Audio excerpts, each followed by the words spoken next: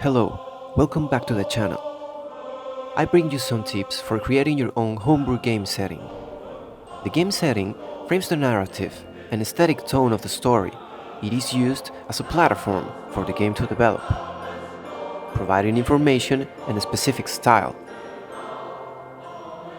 If the players were a cast of actors, the setting would be the stage and props, and the adventure, the script the director uses to develop it.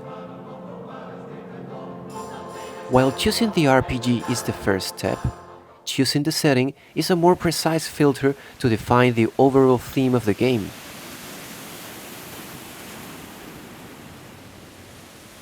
Star Wars has a futuristic or retrofuturistic aesthetic and style, with different planets coexisting in its fictional universe, similar to Star Trek or Dune. You could take some elements from these RPGs to improve your work. Call of Cthulhu has different settings, with the 1920s being the most popular. Other settings include Roman era, the Middle Ages, 19th century Victorian England, World War II, and a post-apocalyptic future in the 22nd century and another one in the 23rd century. Games like Dungeon Crawl Classics, Osric, RuneQuest, Swords and Wizardry, Pathfinder, Castles and Crusades, Dungeons and Dragons, Labyrinth Lord, Dragon Age, and MERP all have a medieval fantasy thematic in common. Some movies or TV series have fantasy worlds as their default settings. King Arthur, Lord of the Rings, Conan the Barbarian, Indiana Jones, Dragon Ball Z, The Ghostbusters, James Bond, Men in Black, and Game of Thrones all have their own RPG. When creating a game setting, you must take into account different aspects. Let's start with the historical context. Choose a certain period in history. Let's start here. Take the elements that characterize that period of time and depict them in your own fantasy world. It will give your work a more realistic feel. You can expand your creation asking yourself, first, on a macro or cosmological level, if only humans inhabit your game setting. Is there life in other planets? Do they contact each other? Do different races cohabit in a single planet? Then, on a micro level, what kind of societies do they live in?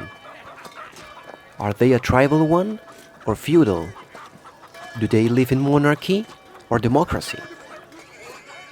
What economic activities allow them to thrive? Which natural resources are available to them? Did the existence of magic supplant technological advancement? Describe the cultural activities, the number of people that exist in it, and what kind of races they belong to. They could be elves and dwarves, or perhaps mutants, aliens and zombies. You can start with a map, or the name of its inhabitants, the more important buildings, or some tradition and folk tales.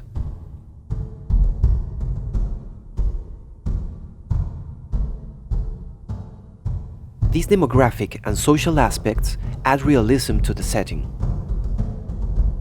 Get your inspiration from movies or TV series.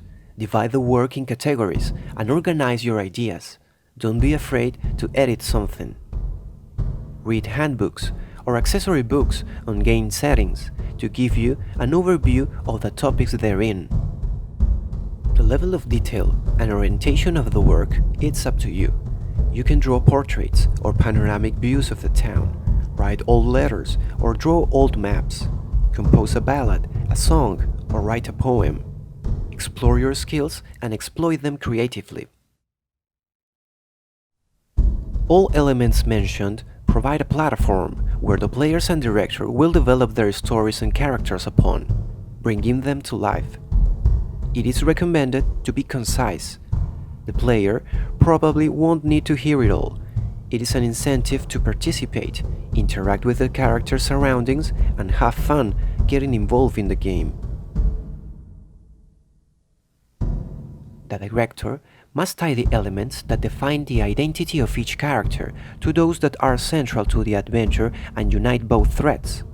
Framed within the setting, the players will be the lead characters. Let's play! Thank you for watching, share the link with your friends and subscribe to the channel. I'll see you in the next video.